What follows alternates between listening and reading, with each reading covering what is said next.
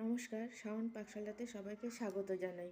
আজকে আমি বানাবো ফুলকপির খাসি বা ফুলকপির কালিয়া।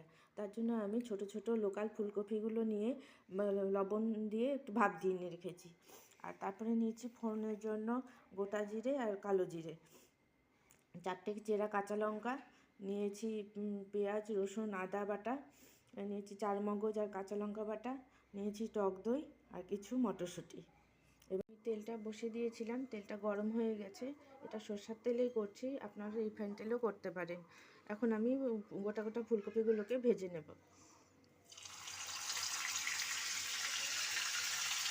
ফুলকপিগুলো ভাজা হয়ে গেছে, এখন আমি তুলে নিচ্ছি। দিয়ে দেব ফোড়ন, কালো জিরে আর সাদা জিরে,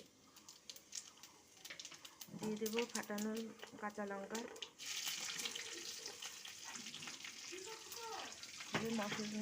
ফোড়নের থেকে সুন্দর গন্ধ বেরোলে পেঁয়াজ রসুন আদা বাটা,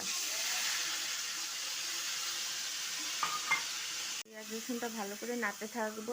পেঁয়াজ রসুনের কাঁচা গন্ধটা চলে গেলে তেল ছেড়ে দিলে তারপরে আমি অন্যান্য মশলাগুলো অ্যাড করব। এখন আমি দিয়ে দেব মটরশুঁটিগুলো,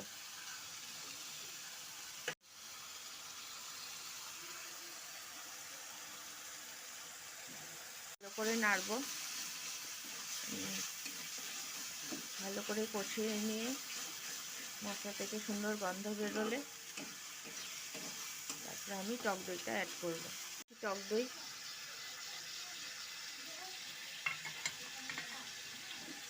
নর্মাল টেম্পারেচারে রাখা টক দইটাই দিচ্ছি, নইলে টক দইটা ফেটে যাবে। মশলা কষিয়ে নিয়ে তেল ছেড়ে গেছে, এখন আমি এর মধ্যে স্বাদ মতো লবণ দেব। কিছু গুঁড়ো মশলা, প্রথমে দিচ্ছি হলুদ গুঁড়ো, জিরের গুঁড়ো,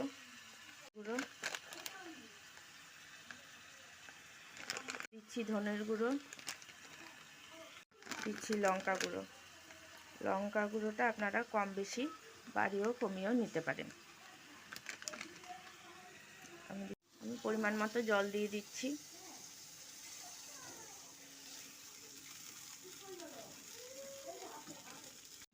আমি কিছু কিশমিশ ভিজে রেখেছিলাম, আমি কিশমিশগুলো দিয়ে দিচ্ছি। আর দেব গরম মশলার গুঁড়ো।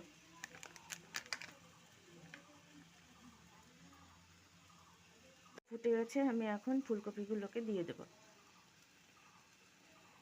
ফুলকপিগুলোকে উল্টে দিলাম যাতে মশলাগুলো ফুলকপির মধ্যে ভালো মতো ঢুকে যায়। আর এটা আপনারা বাড়িতে করবেন, এটা খুবই সুস্বাদু, খুবই ভালো খেতে। আপনার বাড়িতে এটা করে নিয়ে খাবেন, খেয়ে ভালো লাগলে পরে আমার চ্যানেলটিকে সাবস্ক্রাইব করবেন, লাইক করবেন, শেয়ার করবেন, কমেন্ট করে আমার পাশে অবশ্যই থাকবেন। রান্নাটা হয়ে গেছে, এখন আমি নামিয়ে সার্ভ করব। গ্যাসটা বন্ধ করে দিচ্ছি।